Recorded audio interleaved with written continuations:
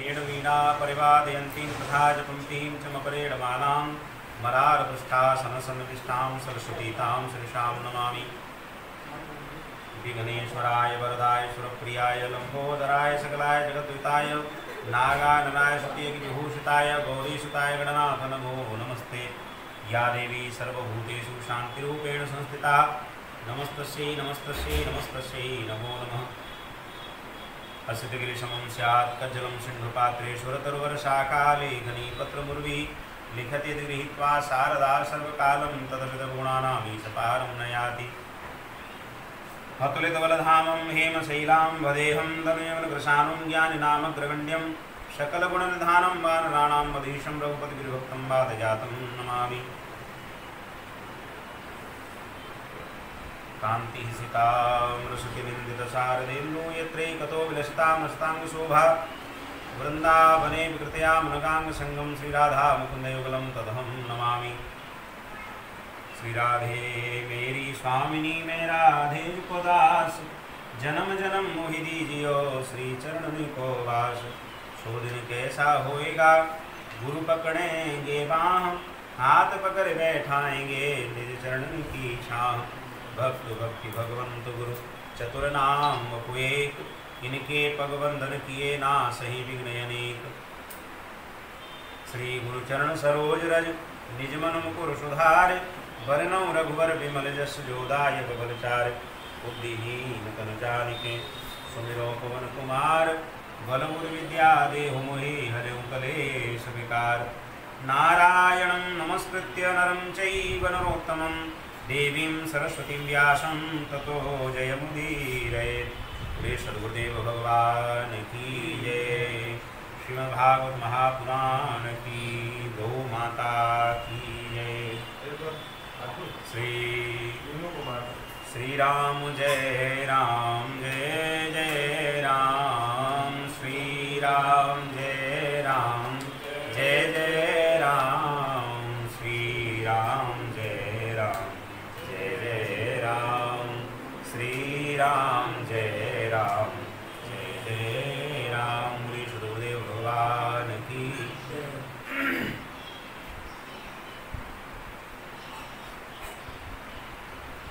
कल हम सभी ने श्री प्रहलाद जी के पिताजी से संवाद हुआ, बहुत यातनाएं दी गई। प्रहलाद जी का जब किसी प्रकार का अनर्थ नहीं हुआ, प्रहलाद जी के साथ कोई घटना नहीं हुई, तब श्री नरसिंह भगवान का प्राकट्य होता है और भगवान नरसिंह प्रहलाद जी के पिताजी का देहलीज पर बैठ करके प्राणांत कर देते हैं। यहाँ तक हम लोग कथा श्रवण किए हैं। जैसा कि कल कहा गया था कि हम लोग कल जो है विश्राम करना चाहेंगे, तो विश्राम का अर्थ यह है प्रसंग को तो यहीं छोड़ देते हैं। संक्षिप्त में जो प्रसंग दिए गए हैं भागवत जी में, तो संक्षिप्त पूर्ण फल प्राप्ति के लिए श्रीमद् भागवत का हम लोग फल प्राप्त हो हमें, उसके लिए हम लोग संक्षिप्त नियमावली से एक सूची श्रवण कर लेते हैं। तो उसका प्रभाव यह है, उस सूची श्रवण के मात्र से श्रीमद् भागवत के समस्त जो है पाठ का या कथा का फल प्राप्त जीव को हो जाता है। श्रद्धावान जीवों के लिए सब कहा गया है, कथा नहीं है। तो उसकी संक्षिप्त सूची हम लोग श्रवण करेंगे। यह जो भाग है, इस भाग की विशेषता यही रहेगी कि लोग जो है अपने घरों में बैठ करके श्रीमद् भागवत के संक्षिप्त उस विषय का चिंतन कर लेंगे, संक्षिप्त श्रवण कर लेंगे, तो पूरी भागवत के फल का अनुभव उनको निश्चित होगा। तो श्री सूत जी ने शौनकाद ऋषियों को यह पूरी विधि जो है, ये पूरा संक्षिप्त सूची बताई है कि भागवत जी में क्या क्या है, क्या क्या सुनने योग्य है, क्या क्या हमने सुना है। तो श्री सूत उवाच नमो धर्माय महते नमः कृष्णाय वेधसे ब्राह्मणेभ्यो नमस्कृत्य धर्मान वक्षे सनातनान्।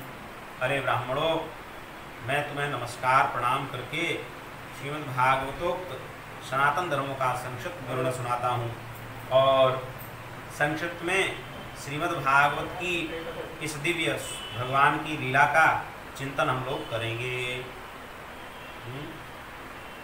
इस पुराण में भी भगवान विद्यमान हैं, इस पुराण में भगवान विराजे हैं, यह हम लोग अंतिम में श्रवण करेंगे। सबसे पहले हमने महात्म्य श्रवण किया था। तो महात्म्य तो एक प्रशंसात्मक भाव से लिया गया है कि भागवत जी में क्या महत्ता है, भागवत जी की इस प्रकार से महात्म्य है। लेकिन कथा प्रारंभ होती है प्रथम स्कंद से। 12 स्कंद जैसा कि सुना हमने, और 335 अध्याय, 12 स्कंद हैं, और 18,000 श्लोक का यह ग्रंथ है। ऐसा हम लोग पहले श्रवण कर चुके हैं।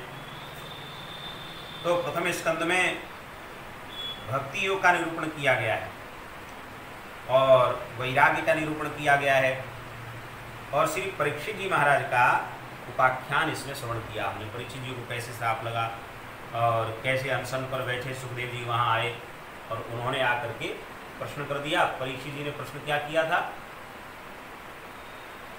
उन्होंने कहा था, अतः प्रक्षाम सिद्धिम योगिनाम परमं गुरुम पुरुषस्य हितकारी मुरी मानस सर्वथा। हे गुरुदेव, जल्दी मरने वाले की मुक्ति का उपाय क्या है? जो मरणासन्न जीव है उसको क्या करना चाहिए? इसका उत्तर पूरी भागवत जी ने दिया गया। तो पहले स्कंद में हमने सुना। द्वितीय स्कंद में योग धारणयोत्क्रांति संवादो नारदाजयो अवतार अनुकीतम च सर्ग प्राधानिको कृत। द्वितीय स्कंद में हमने नारद जी का संवाद श्रवण किया, अवतारों का संक्षिप्त श्रवण किया कि 24 भगवान के अवतार हुए हैं, और महतत्व सृष्टि का उत्पत्ति, हमने सृष्टि कैसे उत्पन्न हुई है हम सब लोगों ने सुना। उसके बाद तृतीय स्कंद में सबसे पहले हमने विदुर जी का संवाद श्रवण किया। भगवान विदुर जी के घर गए और भगवान ने जाकर के विदुर जी को मैत्री मुनि से मिलवा करके उनका समागम कराया, और दिव्य आदि कथाओं का खूब आनंद विदुर जी ने मैत्री मुनि के द्वारा लिया। और इसी स्कंद में भगवान जो है वराह के रूप में प्रकट होकर के और हिरण्याक्ष का वध करते हैं, रुद्रों की उत्पत्ति हुई। भगवान कर्दम जी का चरित्र हम लोगों ने श्रवण किया। महात्मा कपिल अपनी माता देवहूति को भक्ति चरित्र सुनाए, ये हम लोगों ने श्रवण किया। ये द्वितीय स्कंद में हम लोग तीसरे स्कंद में श्रवण किए। और चौथे स्कंद में दक्ष का यज्ञ विध्वंस किया भगवान शंकर ने। माता सती का चरित्र जो है श्रवण किया। नारद जी प्राचीन वरी का चरित्र श्रवण किया। और पांचवें स्कंद में प्रियव्रत का उपाख्यान, ऋषभदेव जी महाराज का और भरत का चरित्र हमने सुना। इस भारतवर्ष में कौन कौन से द्वीप, वर्ष, समुद्र, पर्वत इत्यादि हैं, वे सब हम लोगों ने श्रवण किए। और छठे स्कंद में प्रचेताओं से दक्ष की उत्पत्ति, दक्ष पुत्रियों की संतान देवता, असुर इत्यादि का आगमन, और वृत्रासुर के विशिष्ट वध और स्तुति का निरूपण हम लोगों ने किया। वृत्रासुर पर हम लोगों ने बहुत अच्छी चर्चा की, भगवान ने कृपा की। इसी स्कंद में हिरण्यकशिपु हिरण्याक्ष के जन्म की कथा और एक बार बताई गई है। प्रहलाद जी के चरित्र का निरूपण किया गया है। यहाँ तक हम लोग चरित्र श्रवण करते रहे हैं कल तक। अब हम लोग 8वें स्कंद की कथाओं का श्रवण करते हैं। 8वां स्कंद जब प्रारंभ होता है तो सबसे पहले आता है गजेंद्र मोक्ष। पहले मनवंतर आते हैं, फिर गजेंद्र मोक्ष की कथा आती है। कौर्मम धानंतरम मात्स्यम वामनम च जगत्पते क्षीरोदमथनम दद्वद मृतार्थे दिवै दिवौकशाम। गजेंद्र मोक्ष में भगवान ने गजेंद्र का और ग्राह का उद्धार किया। हालांकि में ग्राह ने गजेंद्र का पैर पकड़ा था, भगवान का नहीं पकड़ा। उद्धार भगवान ने ग्राह का पहले कर दिया। गरुड़ जी ने प्रश्न किया, गुरुदेव आप मेरी पीठ पर बैठ करके जाते हैं और भक्त संकट से चिल्ला रहा है, उसको तो पहले नहीं देख रहे, और भक्त को जो संकट में डाले हुए है, जो उसके पैर पकड़ के पड़ा है, उसको पहले देख रहे हैं। भगवान ने कहा, भैया मेरे भक्त के पैर पकड़ लिए हैं इसलिए तो मैंने उसका पहले उद्धार किया है। अगर वो कहीं मेरी भक्ति कर रहा होता तो उद्धार नहीं करता उसका। यानी मेरे भक्त के पैर पकड़ रखे हैं जिसने, उसका उद्धार होना है। क्यों? क्योंकि मूल से ब्याज ज़्यादा प्यारी होती है। भक्तों से भी भगवान को भक्तों के भक्त और ज़्यादा प्यारे लगते हैं, तो इसलिए उद्धार किया। और कूर्म, मत्स्य, वामन, धन्वंतरी, हरिग्रीव, अमृत आदि की प्राप्ति के लिए सब अवतार हुए। देवताओं का संग्राम हुआ। आप सब जानते हैं देवताओं में क्यों संग्राम हुआ, असुरों का संग्राम क्यों हुआ, कि आपस में युद्ध न हो, युद्ध की कैसे भी करके बात बन जाए कि युद्ध न होना पड़े, फिर भी युद्ध हुआ। अमृत निकला समुद्र का मंथन करके और भगवान प्रकट हुए। उसी अमृत को सब देवताओं ने पिया। एक राक्षस भी पी गया, उसका आधा केतु बन गया, आधा राहु बन गया। उसके बाद में मुख्यतः नवम स्कंद प्रारंभ हुआ। इक्ष्वाकु वंश का नवम स्कंद में वर्णन दिया गया है। महात्मा सुद्युम्न, इला, तारा, इन सब के उपाख्यान हैं। नृग आदि राजाओं का वर्णन है। सुकन्या का चरित्र, शर्याति, खटवांग, मानधाता, सौवरी, सगर, ककुत्स और कौशलेंद्र भगवान श्री राम का चरित्र श्रवण किया गया, नवम स्कंद में दिया गया है।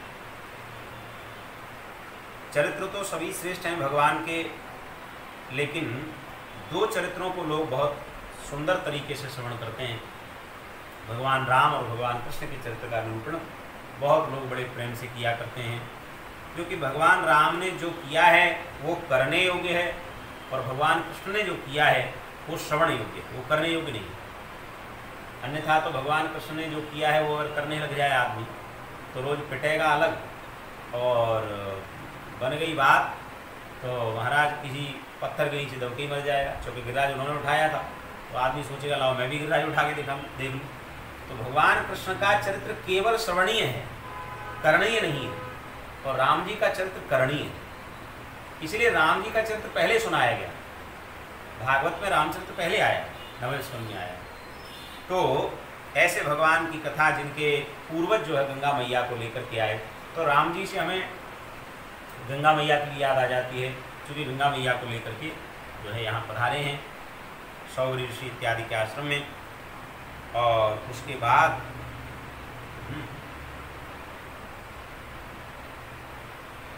भगवान कौशलेंद्र जो है श्री जानकी जी के सहित बहुत सुंदर राज्य किए। कहीं कहीं ऐसा सुना है 13,500 वर्ष भगवान ने राज्य किया। उसके बाद भगवान गोलोक धाम में चले गए। भगवान को मृत्यु तो देखनी नहीं पड़ती। भगवान जन्म लेकर के केवल 16 वर्ष की आयु तक की अवस्था में रहते हैं, इससे ज़्यादा अवस्था भगवान की कभी नहीं होती। इसी बात का एक उदाहरण देते हुए कहा कि भगवान कृष्ण के एक विरोधी राजा ने इसका फायदा उठाया था, वो बाद में हम लोग कथा श्रवण करेंगे। उसके बाद चंद्रवंश का निरूपण करते हुए नवम स्कंद पूरा हुआ और नवम स्कंद में ही संक्षिप्त में चंद्रवंश दिया गया है। उस चंद्रवंश में बताया गया पूर्वा याति नहोस दुष्यंत नंदन भरत शांतनु और उनके पुत्र भीष्म आदि की कथाओं को श्रवण कराया और यदु महाराज के वंश का विस्तार किया। इसी यदुवंश में भगवान श्री कृष्ण का अवतरण हुआ। बोले श्री बाल कृष्ण लाल की जय। भगवान कृष्ण का जब अवतरण हुआ, यत्रावतीर्णो भगवान कृष्णाख्यो जगदीश्वर वसुदेव गृहे जन्म ततो वृद्धिश्च गोकुले। भगवान वसुदेव के घर में जन्म लिए देवकी के गर्भ से, और गोकुल में जाकर के नंद बाबा के घर में भगवान पहुंच गए। और वहां जाकर के भगवान ने कुछ ही दिन बीते थे कि पूतना पहुंच गई और सबसे पहले पूतना का उद्धार किया। बचपन में ही छकड़े को उलट दिया, छोटे से ही थे, छकड़ा उलट दिया, छकड़ा गिर गया। पूरे ब्रजवासियों में हल्ला हो गया, हमारे लाला ने, पता नहीं हमारे लाला को कौन की नज़र लग गई है, रोज रोजगारी को कोई न कोई उपद्रव है जाए।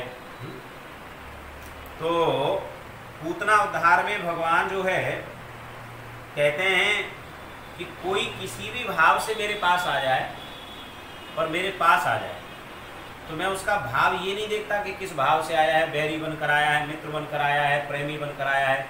मेरे पास आया है तो सन्मुख होए जीव मोह जबहि जन्म कोटि अगनाश ही तबहि। भगवान के दर्शन से वही डरता है जो घोर अपराधी है, उसी को डर लगेगा। भगवान का दर्शन करने में उसी को लगेगा नहीं हम नहीं जाएंगे, हम क्या करेंगे, जाकर आप ही चले जाओ, दर्शन कर लो, बस हमारा तो हो गया दर्शन, यही से। ऐसा वही कहेगा जो घोर अपराधी है। जो नित्य भगवान का दर्शन कर रहा है उससे अपराध भी बनेगा तो भगवान उससे कहेंगे कोई बात नहीं है, तू तो हो जाता है मेरे पास, तो मैं तेरे अपराधों को नहीं भूलूंगा। भगवान बड़े दयालु, इतने दयालु हैं। पूतना जहर लगा करके आई है, अपने स्तनों से कहती है कि दूध पिलाऊंगी, जहर पिएगा मर जाएगा। और भगवान ने क्या किया, अहो बकीयम स्तन कालकूटम जिघांसया पाय यदि साध्वी लेभे गतिम धातृचिताम ततोन्यम कम्बा दयालुम शरणम व्रजेम। उस पूतना को जो जहर पिलाने आई है उसको भी लेभे गतिम धातृचिताम ततोन्यम, धात्री जैसी गति प्रदान करती। इतना दयालु कोई हो सकता है? आज कोई किसी के गाल में थप्पड़ मारे तो हो सकता है कि वो दोबारा न मारे, जो दूसरा आदमी उस थप्पड़ को सह ले, ये बड़ा असंभव बात है। और फिर चलो सह भी लेगा, ये तो असंभव भी है, सह लेगा, पर कोई ये नहीं कहेगा खुश रहिए आपने थप्पड़ मारा, बहुत खुश रहिए। ये बड़ा असंभव काम है, ये तो भगवान ही कर सकते हैं। भगवान ने क्या किया? धातृताम ततोन्यम कम वा दयालुम शरणम ब्रजेम। ऐसे भगवान की दयालुता का क्या बखान किया जाए कि वे भगवान पूतना का उद्धार करके भी अपनी माता को जो गति प्रदान करनी चाहिए, भगवान ने पूतना को वो गति प्रदान कर दी, दे दी। उसके बाद तृणावर्त बकासुर वत्सासुर को पीस डाला, मार डाला, धेनुकासुर को मार डाला, प्रलंबासुर को मार डाला। और एक बार ब्रज में आग लग गई तो दावानल में दावाग्नि परिसरपतः, दावा नगल से घिरे हुए गोपों की रक्षा की। और एक दिन गेंद का खेल खेलने के लिए यमुना के किनारे चले गए। गेंद का खेल तो बहाना था, असल में तो कालिया से मुक्त करना था यमुना जी को। तो पहुंच गए गेंद लेकर के। अब महाराज सब गेंद खेल रहे हैं, पर गेंद इनके पास नहीं आ रही है। गेंद जो है वो इनके पास नहीं आ रही, सब तो लगे हैं गेंद खेलने में। और दारू भैया कहते हैं कि भैया जी लाला के पास गेंद क्यों ना जा रही? ठाकुर जी जानते हैं क्यों नहीं आ रही। गेंद को भी ये भय है, इस बात का डर है कि अगर मैं इनके पास गई तो दुनिया का ठुकराया हुआ जीव भगवान की शरण में जाए तो अपना लेते हैं भगवान, लेकिन भगवान ने जिसे ठुकरा दिया उसे कौन अपनाएगा? गेंद को डर बैठ गया। अब बताइए, जड़ जीव में यानी जड़ वस्तु में भी इतना ज्ञान है, वो गेंद नहीं जाना चाहती है। वो कहती है कि अगर मैं इनके पास गई ये टोल मारेंगे, भगा देंगे। और जिसने भगवान के द्वारा ठोकर खा ली, संसार में उस जीव को कोई स्वीकार नहीं करेगा, इसलिए गेंद वहाँ नहीं जा रही है। तो भगवान ने समझा दिया कि चिंता मत कर, घबरा मत, मेरे पास तो आ जा, तेरे सहारे से मेरी एक लीला पूरी हो जाएगी। यानी कहने का अर्थ यह है कि भगवान अपनी लीला पूरी करने के लिए संसार के प्राणियों का ही सहारा नहीं लेते, जड़ चेतन सबका सहारा लेते, जड़ वस्तुओं का भी भगवान सहारा लेते। ऊपर का सहारा लिया कि नहीं लिया, अभी आगे हम लोग श्रवण करेंगे। तो गेंद खेलते खेलते और भगवान के पास आई, भगवान ने गेंद में टोल मारा और वो यमुना में चली गई। सब कहने लग गए हमारी गेंद डुबा दी, हमारी गेंद डुबा दी। और जिस श्रीरामा की गेंद थी वो श्रीरामा तो महाराज रूठ गया, धरती में लौट गया और महाराज धूल उड़ा लेने लगा। कहा भैया मुझे तो वही गेंद चाहिए, मेरी तो भैया ने जैसे तैसे बना के दी नहीं है, आज मुझ पर डंडा पड़ जाएंगे अगर गेंद ना मिली तो। दाऊ भैया ने कहा भैया वो यमुना में चली गई है, और ठाकुर जी तो चाहते ही थे कि कैसे भी करके ये लोग मुझे प्रेरित करें। और भगवान ने कहा अच्छा ठीक है, तो ये वही गेंद चाहिए तो रुक बैठ जाइए। फटाक से चढ़ गए महाराज कदम्ब के पेड़ पर और कदम्ब के वृक्ष से छलांग मार दी। कदम्ब के वृक्ष से ही छलांग मारने का अर्थ जो है महापुरुषों ने बहुत सुंदर किया है। कदम्ब के वृक्ष के जो फूल हैं उनको कर्णफूल कहा जाता है। कर्णफूल क्यों कहा जाता है? क्योंकि उनकी जो आकृति है वो कानों के जैसी आकृति है। भगवान कदम्ब के वृक्ष से यमुना में कूदने के सहारे हमको ये उपदेश कर रहे हैं कि मैं लोगों के हृदय में, यमुना रूपी हृदय में वासना रूपी कालिया नाग को अगर मारने जाता हूँ तो मेरी कथा रूपी, मेरी लीला रूपी गुणगान जो व्यक्ति अपने कानों से सुनते हैं, उनके कानों के माध्यम से मैं उनके हृदय में प्रवेश कर जाता हूँ और उनके हृदय में बसे हुए वासना के कालिया नाग को मार करके ये उनकी भक्ति रूपी यमुना को शुद्ध कर देता हूँ। ये इसका अर्थ है, ये आश्रय है। भगवान कदम्ब के वृक्ष से कूदे, कालिया नाग के पास पहुँचे, नाथ दिया उसको और नाथ करके कहा कि चल छोड़ के आओ ऊपर हमको। और माता भी रो रही है, ब्रजवासी रो रहे हैं, हमारे लाला को पता नहीं क्या होगा। लाला गए तो गोरे चित्ते थे और लौट करके काले आए, क्योंकि कालिया नाग ने फुंकार मार दी। लौट करके भगवान आए, तांडव कर रहे हैं और सब देख रहे हैं, अरे लाला लाला इतने बड़े कालिया नाग के ऊपर, इतने बड़े सांप के ऊपर हमारा लाला खेल रहे हो है सब। और मैया को तो ये डर है, मेरा छोरा पता नहीं कैसे जाकर सांप के संगल दे छूटे हो। सबंते मैया चिल्ला रही है, भैया ने लाठी लेके चलो जाए बचाओ कैसे मेरे छोरा को, जब सांप है मारो भाई। ठाकुर जी ने कि भैया चिंता मत करे, मैं ही आ रहा हूँ जी, मैं ही छोड़ भी आ रहे हो। तो हमारा कालिया नाग भगवान को किनारे छोड़ गया, कहा जाए यहाँ से रमणक द्वीप में चला जाए, इसको काली कर जगह को। वो तो बेचारा रमणक द्वीप में चला गया। मैया को डर बैठ गया, ये बालक है क्या आफत, या कि बाबा है तो चींटी तो डर लगे, और या में इतनी सामर्थ कहाँ से आई? तो मैया पूछ रही है, लाला रे लाला जो बता, ये तो सांप कहाँ से मिल गए हो? बोले मैया मोह ना मालूम, तेने दूध पिलाया बाबा के आशीर्वाद से जिन्हों करो, तू नंद बाबा को छोड़ा? बोले हाँ, चल तो मैं छोड़ के आऊँ। माने मैया को ये ना हो जाए कि ये भगवान है, इसलिए भगवान अपनी भगवत्ता को छिपा रहे हैं। प्रेम में इतनी सामर्थ्य है कि भगवान अपनी भगवत्ता छोड़ देते हैं। भगवान ये छोड़ देते हैं कि मैं भगवान हूँ, मेरे लिए कोई नियम ही बनाए गए। प्रेम इतना अगर हो तो घर आ गए, और महाराज घर आकर के भगवान ने नंद बाबा को अजगर से एक बार छुड़वाया, और उसके बाद अपने आंगन में भगवान मैया के साथ साथ खेल रहे हैं और मैया से बात कर रहे हैं।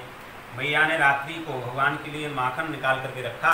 एक दिन सवेरे सवेरे ठाकुर जी आँख मीड़ते भय आए, आकर के महाराज मैया से ताजी माखन की इच्छा करने लग गए।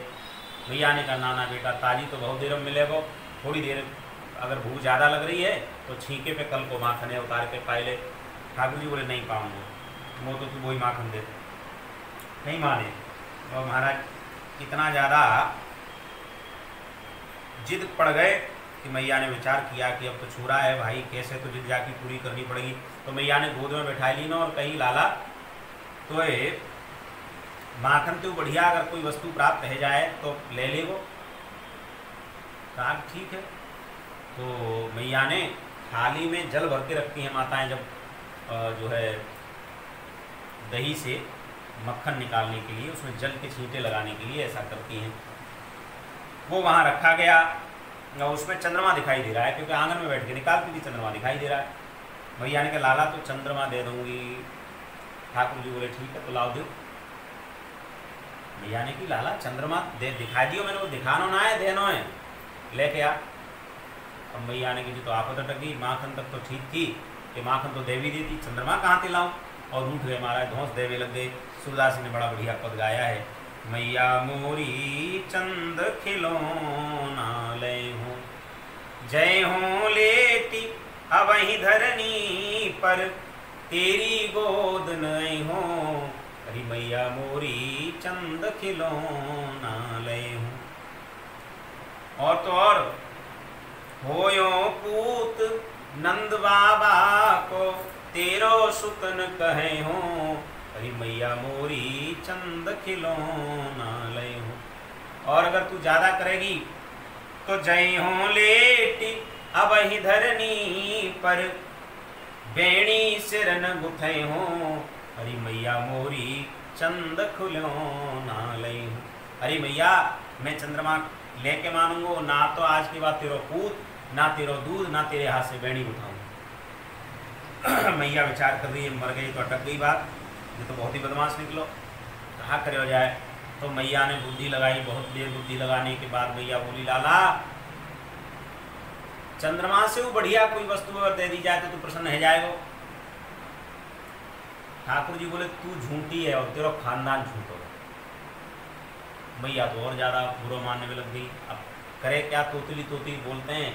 और महाराज सबसे बड़ी विलक्षण बात यही है कि ठाकुर जी की जो लीलाएं हैं उनमें ठाकुर जी की वाणी का ही आनंद अलग है, भगवान की जो वाणी है उसका आनंद अलग है।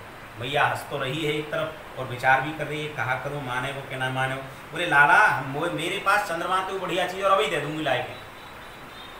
ठाकुर जी बोले ठीक है, पहले भरोसा करो, वो तो तेने रखो ना है, अब की बार एक बार और भरोसा कर ले में, और चंद्रमा से बढ़िया कहा चीज़ है।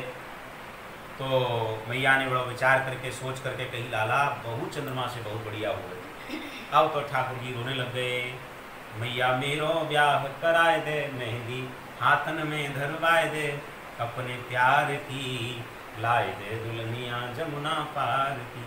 अरे मैया अबीला क्यों, सवरेन को तो ब्याह है गयो, अरे सब वालन को ब्याह है गयो, मैं ही रह गयो पारो, मैं अकेलो पारो हूँ, सवरेन को ब्याह है गयो, और तू मेरो ब्याह ना कर रही है अभी तक, वो तुरंत ब्याह कर दे। और मैया विचार करवे लग गई कि अब करूँ तो करूँ क्या, बहू की कह दी नहीं, बहू कहाँ से लाऊं, ये भी और समस्या हो गई। अरे क्या करें, तो मैया दौड़ी दौड़ी गई और गुड़िया ला करके ठाकुर जी के हाथ में दे दी। और भगवान बड़े प्रसन्न, नाच में लग गए, बड़ा बड़ी बड़ी का बहू है। और मैया भी खुश रहेगी कि जा चलो जा दारी की में बुद्धि तो आई, जा कम से निपटारो तो भयो जाको। पूछी लाला जा को कहा करेगो? बोले मैया एक बटुआ और सिल ले, जहाँ मैं घर के ले जाओ करूँगा वन में, तो मेरे बछड़ा गैया चरेंगी और जी मेरे संग रहेगी, शाम को लौट के आ जाओ करेगी और तेरी सेवा करेगी। और मैया विचार करी, देखो बताओ छोटो सा छोरा कैसी कैसी बातें बनावे हैं, और मैया बड़ी प्रसन्न हो रही है। ये सब प्रेममयी लीलाएं हैं।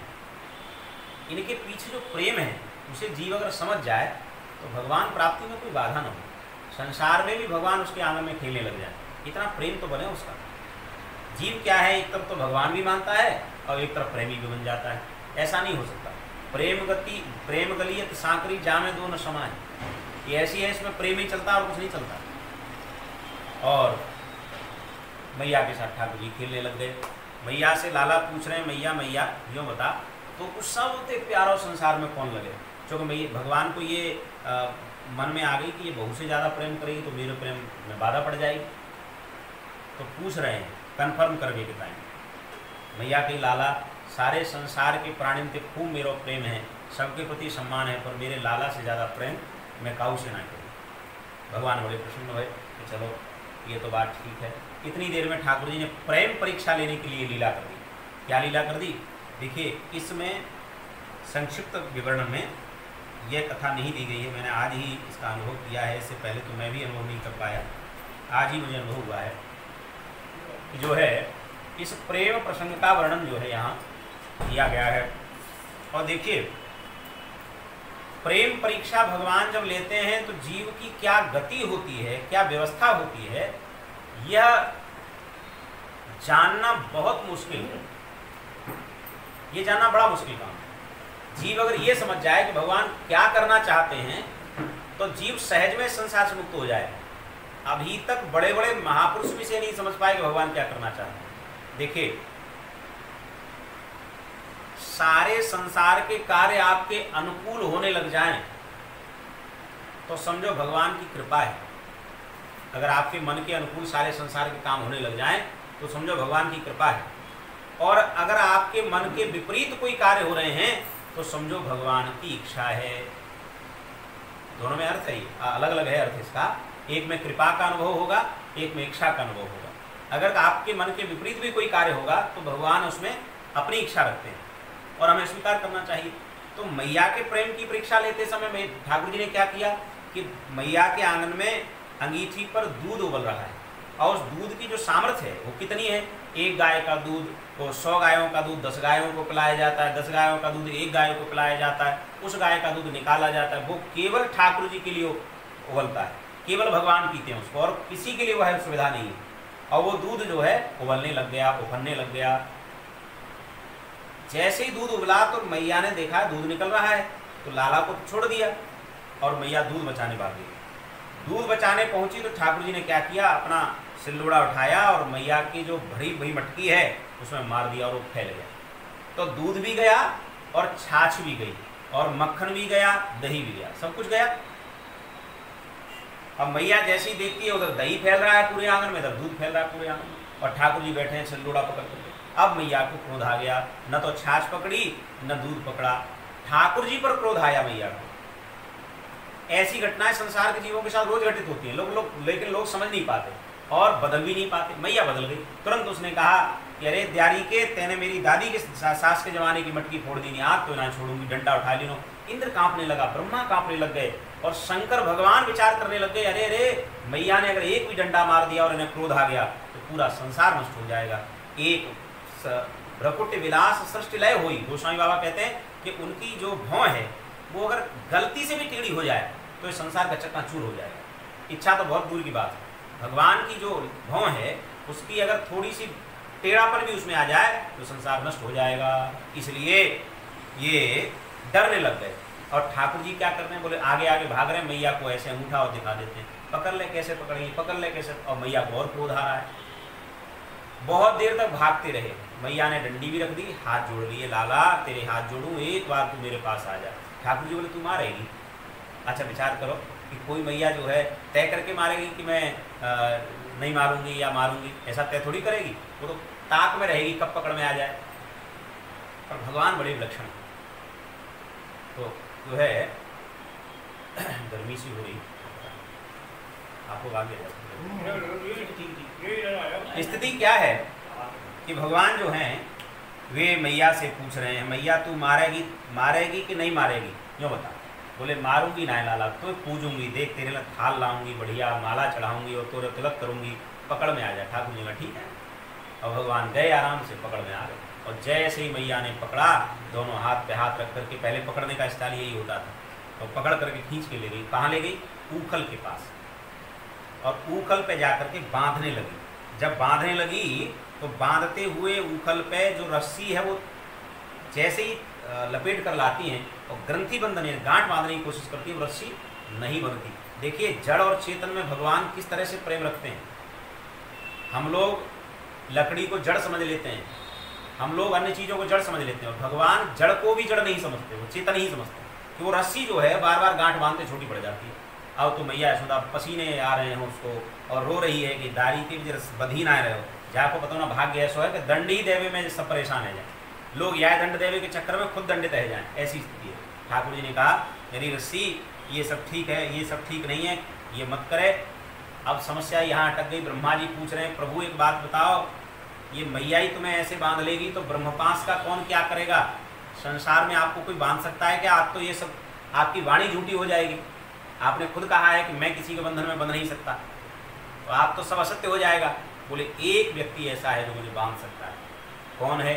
बोले श्री राधा रानी मुझे बांध सकती है, और कोई नहीं बांध सकता। परम पूज्य श्री स्वामी जी कृपाल जी महाराज दादा गुरुदेव ये अपनी कथा में कहते थे कि श्री राधा रानी की चोटी का थोड़ा सा हिस्सा उस रस्सी में आके जैसे ही लगा और भगवान बंध गए। इतनी दिव्य शक्ति है श्री किशोरी जी। एक भाव तो यह है। दूसरा भाव यह है अहमता और ममता, ये दो ऐसे व्यक्ति के लक्षण हैं कि ये भगवान से दूर ही रखते हैं। एक अहंकार और एक मोह। जिसको भी भगवान के प्रति शुद्ध प्रेम करना है उसको इन दोनों को धीरे धीरे तोड़ना होगा। ये एक संग नहीं टूटते। अहंकार भी एक संग समाप्त नहीं होता, ममता भी एक संग नहीं खत्म होती है, लेकिन धीरे धीरे प्रयास करना होगा। और जैसे जैसे प्रयास करेगा जीव वैसे वैसे भगवान को अपने प्रेम के पास में बांध लेगा। मैया बांध करके चली गई, वहां आ गए और लोग, और गोपियां आ गई। अरे अरे अरे देखो लाला बांध दियो, लाला बांध दियो, यशोदा ने लाला बांध दिया। और सबरी गोपियां इकट्ठी की, चोरी तेन छोरा काय को बांधो। मैया ने कहा तुम्हें मेरी सौगंध अगर काऊ ने छोरा छोड़ो, या छोड़न ना दूंगी या दारी के सिखा दूंगी कि कैसे घर में नुकसान करें, यानी बहुत नुकसान करें। और ठाकुर जी बंद बंद मुस्का रहे। और महाराज भगवान की मुस्कान जिसके सामने एक बार आ जाए तो दुनिया का ऐसा कौन जीव है जो संसार को देखने की इच्छा करेगा। श्री अतुल कृष्ण गोस्वामी जी परम पूज्य बहुत ही विशिष्ट महापुरुष श्रीमद् भागवत के विद्वान, वे कहा करते थे कि जो ताकत भगवान शंकर के त्रिशूल में भी नहीं है, जो ताकत भगवान विष्णु के चक्र में नहीं है, जो ताकत ब्रह्मा जी के वेद में नहीं है, जो ताकत इंद्र के वज्र में नहीं है, उससे कई लाखों करोड़ों गुना ताकत भगवान की मुस्कान में है।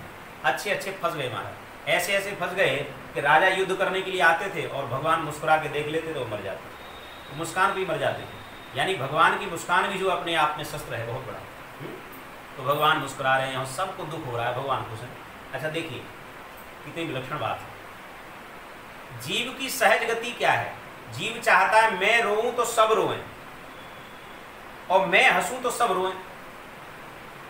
जीव चाहता है कि मैं ही खुश रहूं बाकी सब रोएं, ये भी चाहता है। और एक तरफ ये भी चाहता है कि मैं भी रोऊं तो मेरे संग में सब रोएं। मतलब मुझे दुख हो तो सबको दुख होना चाहिए, और मुझे सुख हो पर सुख सबको नहीं होना चाहिए। ये जीव की गति है। और भगवान क्या कहते हैं? भगवान कहते हैं मुझे दुख हो या सुख हो कोई बात नहीं, अगर मेरे दुख से भी किसी को सुख है वो आनंद में सुख लेवे, हमारे दुख की चिंता नहीं करनी चाहिए उसे, ना हमें ये चिंता करनी चाहिए उसे सुख मिल रहा है। भगवान यहाँ विलक्षण लीला करते हैं कि बहुत छोड़ने के लिए सब जा रही हैं आगे, मैया आ जाती डंडा लेकर के, अगर दारी काऊ ने छोड़ो तो कमर तोड़ दूंगी। इतने में बाबा तक खबर पहुँच गई। बाबा तो कहाँ हैं? बोले गौशाला में। इधर ठाकुर जी ने कहा तुम सब अपने अपने घर जाओ, जाओ जाओ अपने अपने घर। सब अपने अपने घर चली गई और भगवान ने ऊखल को हिलाया, हिला करके दो वृक्षों के बीच में अटका दिया। आंगन में दो वृक्ष खड़े हैं, उन दो वृक्षों में अटका करके वृक्ष गिरा दिए। और जैसे ही महाराज बड़े बड़े वृक्ष गिरे पूरे ब्रज में हल्ला हो गया, अरे लाला दब गए वृक्ष के नीचे। तब तक ब्रजवासी इकट्ठे रहे, तब तक तो महाराज इस वृक्षों में से दो पुरुष निकले भगवान की स्तुति करते हुए भगवान के धाम को चले गए। क्योंकि भगवान के आश्रित जीवों को भगवान कभी त्यागते नहीं हैं, ये भगवान की ही तो महत्ता है। वे कहते हैं कि चिंता मत करो तुम पड़े रहो, एक न एक दिन तुम्हारा नंबर ले लूंगा। लेकिन जीव क्या है, धैर्यशाली नहीं है। उसे लगता है कि आज ही दर्शन करूं, आज ही भजन कर लूं और आज ही परिणाम मिल जाए। ये जीव जो है इस प्रकार का है। बाबा आए, बाबा ने लाला को छोड़ लियो, मैया को लहानो दियो, ऐसे नहीं बांधना चाहिए। उसके बाद फिर भगवान जो है गाय इत्यादि चराने लग गए। जब गाय चराई हैं तो भगवान को गोपियों ने वेणुगीत का वादन किया है और वेणुगीत में गोपियों ने गाया है। भगवान जब गाय चराने चले जाते हैं तो गोपियाँ बैठ करके इकट्ठी होकर चौपाल पर भगवान के लिए कुछ गाती हैं। उसी गीत को वेणुगीत कहा गया। वेणुगीत में वो क्या कह रही हैं, वेणु कहते हैं बंसी को, भगवान जो बंसी बजाते हैं, उसी बंसी को बैरन मान लिया। कहती हैं, अरे सखियो अक्ष्वर्णताम फलमिदं न परम विदाम सख्यम पशूननुभयोर। अरे देवी, ये जो आंखें हैं, इन आंखों का फल क्या है? ये हम सबको जो आंखें मिली हैं, इनका फल क्या है?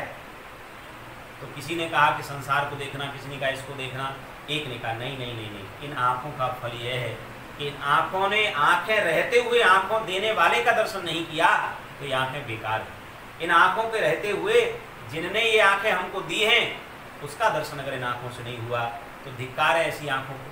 अरे अगर ऐसी आंखें तो मोर के पंख में भी बनी होती हैं, मोर के पंख में भी आंख बनी होती है, आपने देखा होगा। तो आपस में बात कर रही, कहती हैं ये जो बंसुरी है, ये बांसुरी जो है, ये हमारी बैरिन हो गई है, ये सौतन बन गई है हमारी, 24 घंटे लेके घूमते रहते हैं, इसको चुरा लेंगे हम, एक दिन इसको चुराएंगे। और बंसी चुराया है, चुरा करके बाद में श्री कृष्ण जी ने वापस भी किया है। इस प्रकार से लीला की। फिर भगवान को जो है गोपियों ने प्राप्त करने के लिए, पति के रूप में प्राप्त करने के लिए व्रत किया। उस व्रत को हम लोग जो है कहते हैं कार्तिक मास का व्रत। उस कार्तिक मास के व्रत में गोपांगनाएं प्रातः यमुना स्नान करती हैं, कात्यायनी माँ का पूजन करती हैं। भगवान वृंदावन में कात्यायनी माँ का स्थान है, उसका पूजन होता है। प्रार्थना करती हैं कि भगवती कृपा करिए, हमारे पति के रूप में हमें कृष्ण को दे दीजिए। यहाँ एक विलक्षण लीला है कि भगवान ने गोपियों का चीरहरण किया।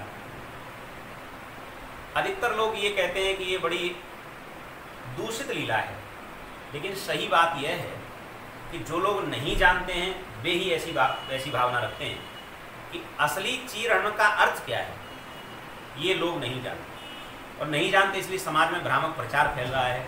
इसमें कहीं ना कहीं हो सकता है कि विद्वानों की भी अधूरीपन की बात रह जाती हो तो लोगों तक नहीं पहुंचती है, लेकिन हम लोग उसको स्पष्ट कर लें। सबसे पहली बात तो है, भगवान कहते हैं कि सवेरे जो है ये नियमावली है, किसी भी स्त्री को किसी भी जल में जो तीर्थ जल कहे गए हैं उनमें घुसकर स्नान नहीं करना चाहिए। ये पहला नियम। घुसकर मतलब कूद कर स्नान नहीं करना चाहिए। दूसरा नियम यह है, किसी भी स्त्री को अगर स्नान कर भी रही है तो जल में किल्लोर नहीं करनी चाहिए। किल्लोर का अर्थ जानते हैं, लोग हाथ मारते हैं ना पानी में, ये बहुत बड़ा घोर अपराध माना गया है। किसी तीर्थ जल में स्नान करते हुए कभी भी इस प्रकार का कृत्य नहीं करना चाहिए। पहले हमारे शास्त्रों के नियम हुआ करते थे कि लोग जो है स्नान करने जाते तो लोटा लेकर के जाते, तो माताएं किनारे बैठ करके लोटे से ऐसे अपना स्नान कर लिया करती थी। यही एक जो है विधान। अब ये जो है विधान बदल गया है। भगवान ने यही समझाया कि देख तो 4 बजे जाती हो तुम, और 4 बजे स्त्री को नहीं जाना चाहिए क्योंकि वरुणदेव उस समय ध्यान कर रहे होते हैं और तुम्हारे जाने से ध्यान भंग होगा, है? तो ये ठीक नहीं है, तो आप ये मत करो। लेकिन ये नहीं मानी। अब अच्छा नहीं मानी तो भगवान ने चीरहरण किया। अब चीरहरण क्यों किया? भाई समझा देना चाहिए था, नहीं समझ रही तो और कुछ उपाय करना चाहिए था, पर ऐसा नहीं करना चाहिए कि वस्त्र ही चुरा लो किसी के। कई लोग कहते हैं कि गोपांगनाएं नग्न स्नान कर रही थी, कई लोगों का मानना ऐसा है। और भागवत जी में लिखा है कुछ वस्त्र पहनकर स्नान कर रही थी। तो इससे एक बात स्पष्ट होती है कि हमारे यहाँ जो माताएं बहनें जब स्नान करने जाती हैं तो सूखे कपड़े लेकर जाती हैं और गीले कपड़े जो जिनसे वो स्नान करती हैं उन्हें उतार देती हैं, सूखे पहन लेती हैं। कोई भी माताएं हमारे यहाँ मर्यादा है, चाहे वो भले ही कमरे में बंद जगह में स्नान कर रही हों तब भी निर्वस्त्र रूप से स्नान नहीं करती, ये मर्यादा है हमारे यहाँ। तो ये गोपांगनाएं तो साधारण है नहीं, अगर इनको देखा जाए तो कोई साधारण नारी तो है नहीं, ये तो वेद श्रुतियां हैं। ये भगवान की लीला में आई हैं बन करके, श्रुति साक्षात गोपी बन करके आई हैं, श्रुति स्वरूपा हैं, ये अनर्थ कैसे कर सकती है? ये नहीं हो सकता। तो ये बात सत्य है कि इन्होंने ऐसा नहीं किया। क्या हुआ था यह श्रवण करने योग्य है कि गोपांगनाओं ने सूखे कपड़े किनारे पर रख दिए थे और कुछ कपड़ों को उतार कर, कुछ में से सबसे पहला कपड़ा उतारती हैं माताएं दुपट्टा या साड़ी, इसके बाद में स्नान कर लेती हैं। तो स्पष्ट यही हो जाना चाहिए कि जब भगवान ने उस कपड़े को उठाया तो वो कपड़ा या तो दुपट्टा होगा या साड़ी होगी। और चीर कहते ही उसी को है, चीर कहते हैं ओढ़नी को, जो दुपट्टा ऊपर से ओढ़ा जाता है उसको चीर कहते हैं। वस्त्र तो जरूर नाम लिया है चीर का, लेकिन असली जो चीर नाम का वस्त्र है वो माताओं का जो अधोवस्त्र कहा गया है, उपवस्त्र कहा गया है, क्षमा चाहूंगा, उपवस्त्र है। उपवस्त्र माने जैसे हम लोग साफी डालते हैं, जैसे कई लोग दुपट्टा डालते हैं, ऐसे माताएं दुपट्टा डालती हैं। ये जो दुपट्टा ही उपवस्त्र है। जहाँ तक हमारी दृष्टि जाती है, इस उपवस्त्र को भगवान ने चुराया। अब लोग कहते हैं कि बताओ नग्न स्नान कर रही थी और उन्होंने वस्त्र चुरा लिए, ये एक भ्रामक प्रचार मात्र है। सही बात यह है चीर चुराया। अब इसके पीछे एक और कारण है कि उस चीर को चुरा करके भगवान चीर नहीं देना चाहते। तो एक बात बता, जब गोपियां वस्त्र पहने ही थी तो बाहर आ जाना चाहिए जल से, फिर चीर क्यों मांग रही हैं? तो कहा कि देखिए स्मृति कहती है किसी भी नारी को गीले वस्त्रों में, यानी उसका शरीर गीला हो और गीले वस्त्र हो उसके शरीर पर, तो समाज में नहीं जाना चाहिए, पुरुषों के सामने नहीं जाना चाहिए। ये विधान बनाया गया है, उसे ऐसा नहीं करना चाहिए। इसलिए वे जल में खड़ी है कि ठाकुर जी से वे लज्जा रखती है, उन्हें लज्जा हो रही है कि हम जाएंगी तो ठीक नहीं है बिना दुपट्टे के जाना, इसलिए तो दुपट्टा डाला जाता है। ये एक शर्म का, लज्जा के लिए डाला जाता है। अब तो लज्जा ही नहीं है। वैसे तो शास्त्र ये कहता है कि पुरुष को पूजन के समय, किसी के यहाँ अर्थी इत्यादि में जाते समय, किसी के यहाँ किसी विशिष्ट उत्सव में जाते समय उपवस्त्र रखना ही चाहिए पुरुष को भी, और ऐसे ही नारियों को किसी विशिष्ट कार्य में जाते समय, पूजन में, मंदिर में जाते समय उपवस्त्र रखना ही चाहिए। उपवस्त्र के रूप में दुपट्टा भी हो सकता है, चुन्नी हो सकती है, अब आजकल तो रुमाल भी बड़े बड़े चल गए हैं, वो भी हो सकते हैं, जो सुविधा लगे। लेकिन शास्त्र की मर्यादा तो यही है कि ओढ़ कर ही जाना चाहिए, उपवस्त्र ओढ़ कर ही जाना चाहिए, क्योंकि यह एक अपने आप में संपूर्ण लज्जा है, विधान भी है। तो भगवान ने वही किया और भगवान ने वो उठा करके लटका लिए। और उन्होंने कहा महाराज वापस दे दो, तो भगवान ने कहा दे तो देंगे, लेकिन जो गलती अब कर रही हुई नहीं होनी चाहिए। गोपियों ने कहा ठीक है, हम आपकी दासी हैं और आप हमें हमारे वस्त्र वापस दे दीजिए, पर हमको आज वादा करिए कि आप हमको मिलेंगे पति के रूप में। कहा ठीक, 1 वर्ष बाद इसी पूर्णिमा को हम आपसे मिलेंगे। ठीक 1 वर्ष बीत जाने के बाद भगवान जो हैं प्राप्त होते हैं। उससे पहले 1 वर्ष के बीच में जो लीला हुई उसका वर्णन हो रहा है कि भगवान एक दिन देख रहे थे कि अपने ब्रज में बहुत तरह के भोजन बन रहे हैं, भोग प्रसाद बन रहा है। तो बाबा से पूछा तो बाबा ने कहा इंद्र की पूजा होगी। बाबा ने कहा नहीं, गोवर्धन की पूजा होगी, चलो गोवर्धन भगवान की पूजा हम लोग करेंगे। और गोवर्धन भगवान की पूजा करने के लिए भगवान स्वयं लेकर के गए हैं। स्वयं से गिरिराज जी ने आकर के भोग पाया है। भगवान ने उसी समय कह दिया कि कलिकाल में जो गिरिराज की शरण में नहीं आया, समझ लीजिए वो मेरी शरण में नहीं आया। जो गिरिराज की शरण में आ गया वो मेरी शरण में आ गया। क्यों? क्योंकि मैं और गिरिराज कोई अलग नहीं है। आपको जानकर आश्चर्य होगा, भगवान अपने 3 भक्तों पर विशेष कृपा करते रहे हैं और करते रहते हैं और करते रहेंगे। तीनों से बहुत प्रेम किया है भगवान ने। युधिष्ठिरो युद्धवो चैव, यानी एक तो युधिष्ठिर जी, एक उद्धव जी और एक गिरिराज, गिरिवर्य कहा गया है भागवत जी में। इन पर भगवान की विशिष्ट कृपा है और इन तीनों को भगवान हर समय अपने साथ रखते हैं, हर समय भगवान इनसे प्रेम करते हैं। तो जो गिरिराज जी की शरण में जाता है भगवान उसको जो है अपनी शरण में ले लेते हैं, क्योंकि वो अलग नहीं है। एक बात। दूसरी बात यह है, आप देखेंगे कि गिरिराज जी जो है, आधा हिस्सा गिरिराज जी का वृंदावन की तरफ है और आधा हिस्सा बरसाने की तरफ है। आधा हिस्सा जो बरसाने की तरफ है, जब उधर परिक्रमा लगाता है जीव तब वो श्री किशोरी जी की निगाह में रहता है, और जब वो वृंदावन वाले हिस्से की तरफ परिक्रमा लगाता है तब ठाकुर जी उसको देखते हैं। दोनों तरफ से दोनों देख रहे हैं। जो गिरिराज जी की परिक्रमा करेगा दोनों की कृपा का पात्र बन जाएगा। इसलिए हमारे महापुरुष जितने भी वृंदावन में तप करने के लिए आए, वे सब श्री गिरिराज जी की परिक्रमा लगाने के लिए नित्य जाया करते थे। ऐसा हमने खूब सुना भी है और कई महापुरुषों के चरित्र भी है। गिरिराज जी की स्थापना हुई, उसके बाद शंखचूर्ण अरिष्ट इत्यादि का भगवान ने जो है हाँ, शरद की रात्रि आ गई। गिरिराज जी की स्थापना के बाद शरद की रात्रि आई। उस रात्रि को भगवान ने वेणुनाद किया। उस वेणुनाद में गोपियाँ आई, गोपियों ने भगवान के साथ रास किया। अब यहाँ एक प्रश्न उठा कि भाई रास किया माने भगवान गोपियों के साथ, औरतों के साथ नृत्य कर रहे हैं, कोई ठीक बात है क्या? इसमें भी बहुत भ्रामक प्रचार है। इसमें भी लोगों को लगता है कि भगवान जो है सबको उठा उठा करके गोद में नाच रहे होंगे आज की तरह, कूड़पन हो रहा होगा। ऐसा सब नहीं है। भगवान केवल बांसुरी बजाते हैं, गोपियाँ एक दूसरे के हाथ में हाथ डाल करके, गलवैयाँ डाल करके भगवान के चारों ओर नृत्य करती हैं। यह नृत्य हल्लीसक नाम का नृत्य है। ये जो है दक्षिण भारत में प्राप्त होता है, इसको हल्लीसक नृत्य कहते हैं। इस नृत्य में एक नाट्यकार होता है, यानी एक अभिनयकर्ता होता है, और बाकी सारी स्त्रियां होती हैं, वे उस अभिनयकर्ता को देख करके नृत्य करती हैं। यही स्वरूप भगवान ने रास में प्रकट किया है। अब इसके अलावा कोई यहाँ किसी प्रकार का कोड़पन नहीं है, लेकिन लोग जो अपने धर्म को कमज़ोर समझते हैं, वे लोग इस प्रकार की भावना रखते हैं कि भगवान ऐसी ऐसी क्रियाएँ किए हैं। और उन बेवकूफ़ों को ये पूछो कि जब तुम्हें पता नहीं तो किसी को भ्रामक प्रचार क्यों करो? भगवान ऐसी लीलाएँ करते हैं। भगवान अचानक से अंतर्ध्यान हो जाते हैं, गोपियाँ रोने लग जाती हैं। गोपी गीत का गोपियों ने अनुष्ठान किया, गोपी गीत गाया। जयति तेधिकम जन्मना प्रजा श्रियत इंद्र सस्वदत्रहि दयित दृश्यताम दीक्षुतावकाशता सबस्ताम विचिन्नुते।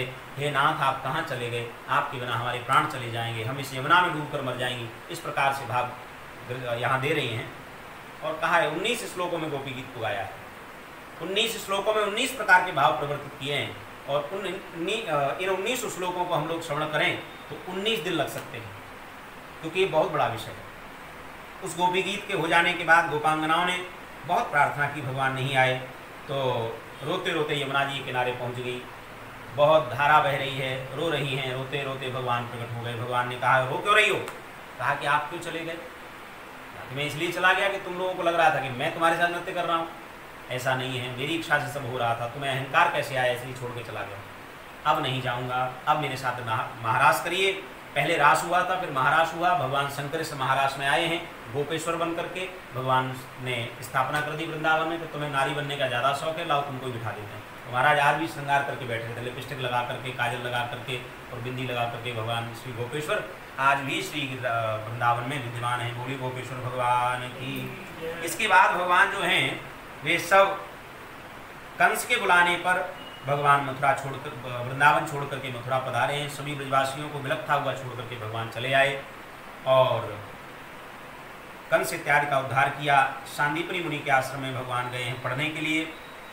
उसके पश्चात सुदामा की मैत्री यहीं हो गई।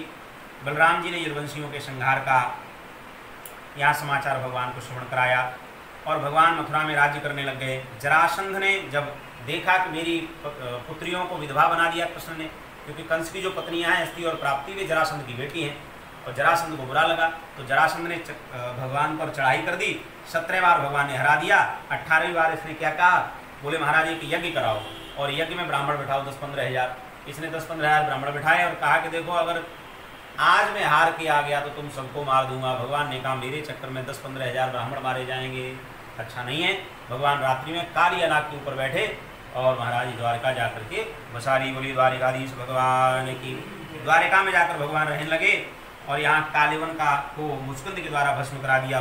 धौलपुर के पास मुचकुंद गुफा बनी हुई है, उस गुफा में जो है सो रहा था मुचकुंद जो है। उसके बाद भगवान जो है रुक्मिणी जी का हरण करके विवाह करके ले आए। रुक्मिणी जी के पिताजी, जिनके पास एक जो है विशिष्ट बात यह थी कि पिताजी चाहते थे कि विवाह कृष्ण के साथ हो और भाई चाहता था कि विवाह जो है शिशुपाल के साथ हो।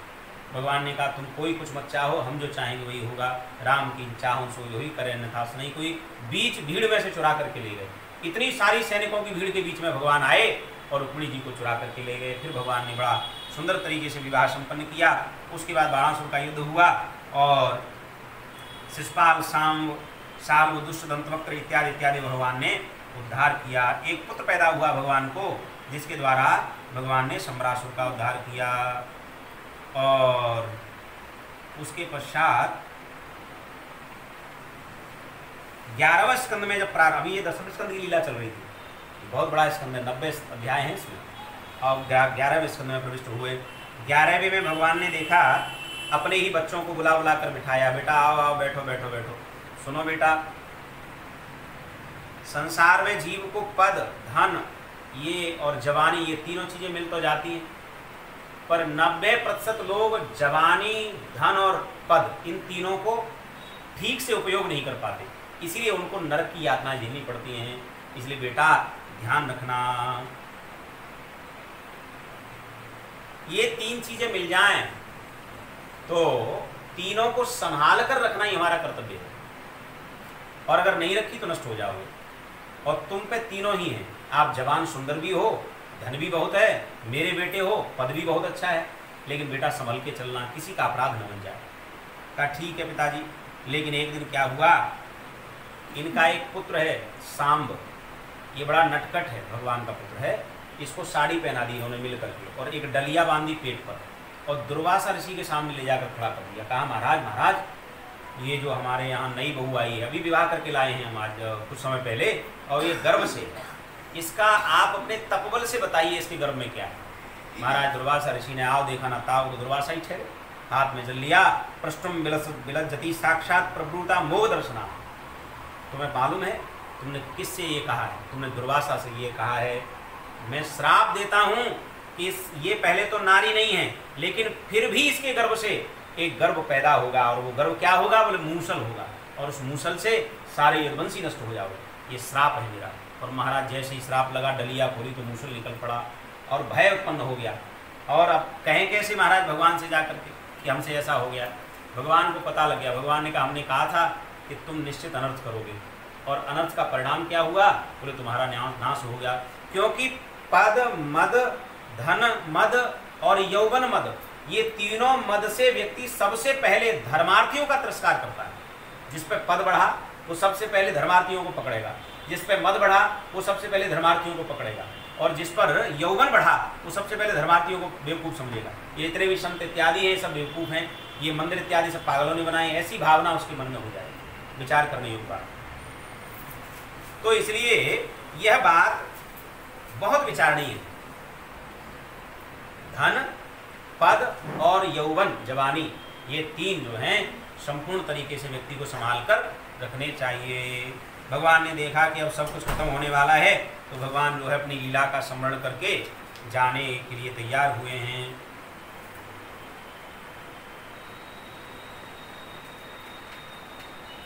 इसमें भी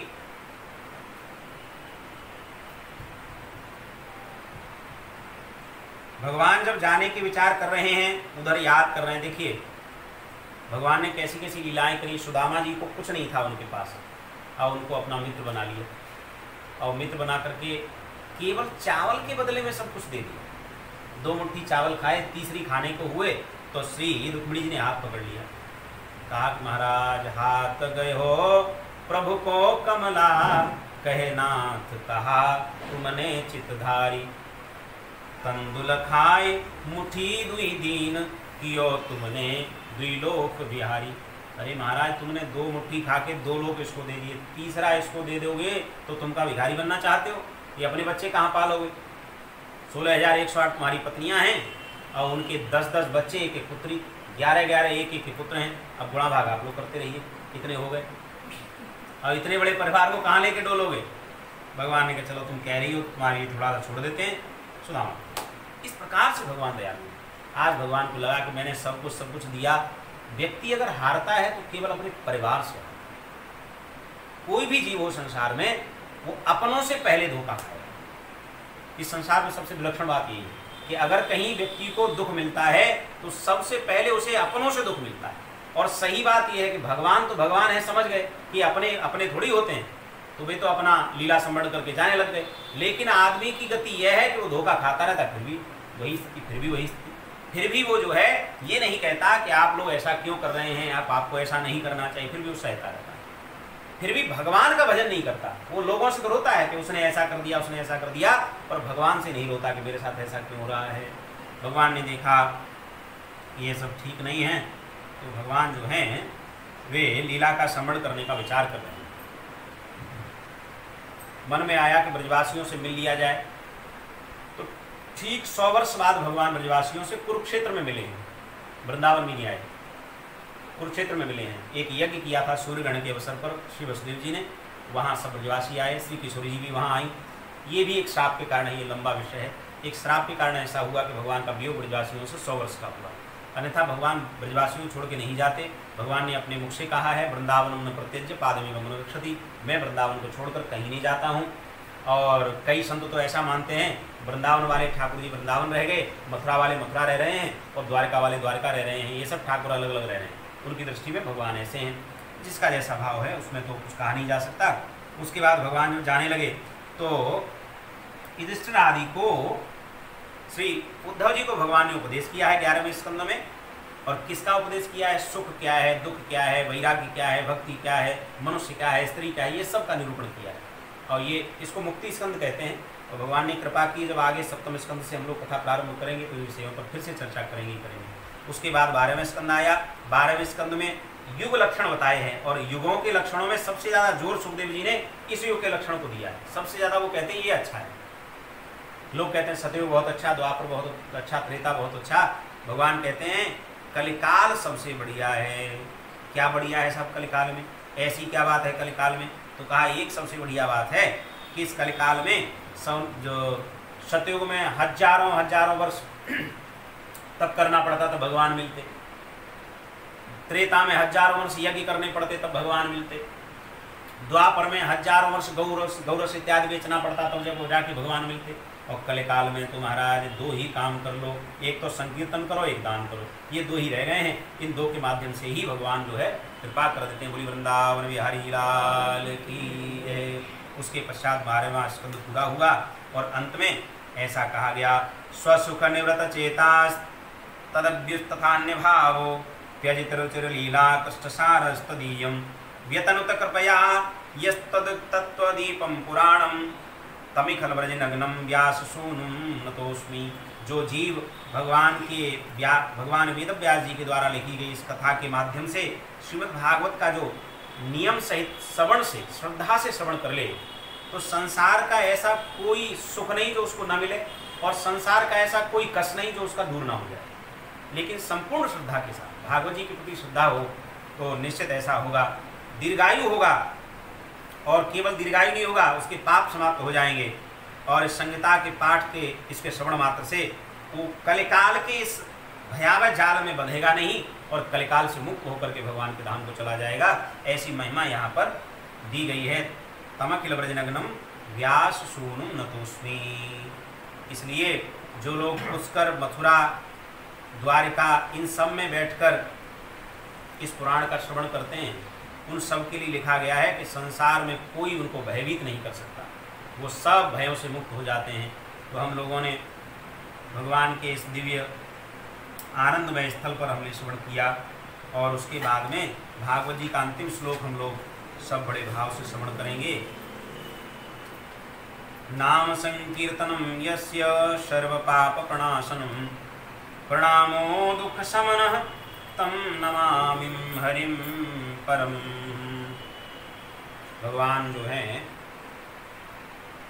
संकीर्तन के प्रभाव से कृपा कर देते हैं, प्रणाम से कृपा कर देते हैं। इसलिए भगवान का संकीर्तन करो, प्रणाम करो। इसी के साथ हम लोग विराम करते हैं।